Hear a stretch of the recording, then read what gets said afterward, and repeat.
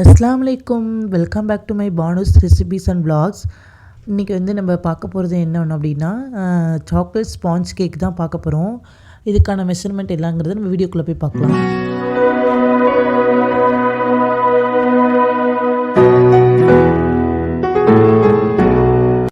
Try ingredients என்னென்னு பார்க்கலாம் வாங்க. இதெல்லாம் நம்ம சலித்து எடுத்துக்க போகிறேன். ஒரு கப் வந்து மைதா மாவு எடுத்திருக்கேன். 2 டேபிள் ஸ்பூன் வந்து கொக்கோ பவுடர் எடுத்திருக்கேன். ஒரு அரை டீஸ்பூன் வந்து பேக்கிங் பவுடரை எடுத்திருக்கேன். ஒரு 1/4 டீஸ்பூன் வந்து பேக்கிங் சோடா சேர்த்துருக்கேன்.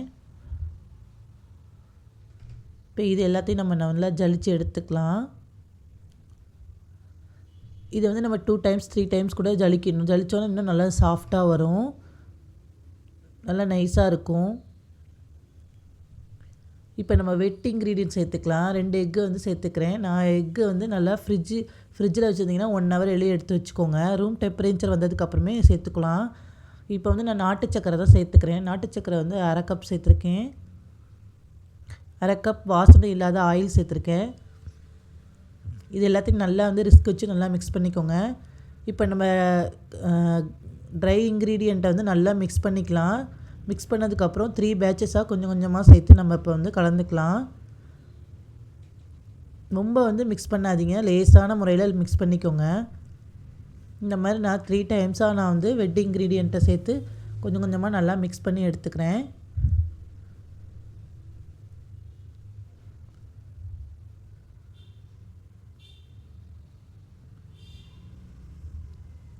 இந்த மாதிரி நல்லா எல்லாத்தையும் சேர்த்ததுக்கப்புறம் பால் வந்து கொஞ்சம் கொஞ்சமாக சேர்த்துக்கலாம். நான் அரை கப் பால் எடுத்திருக்கேன். கொஞ்சம் கொஞ்சமாக பால் விட்டு நல்லா வந்து மிக்ஸ் பண்ணிக்கலாம்.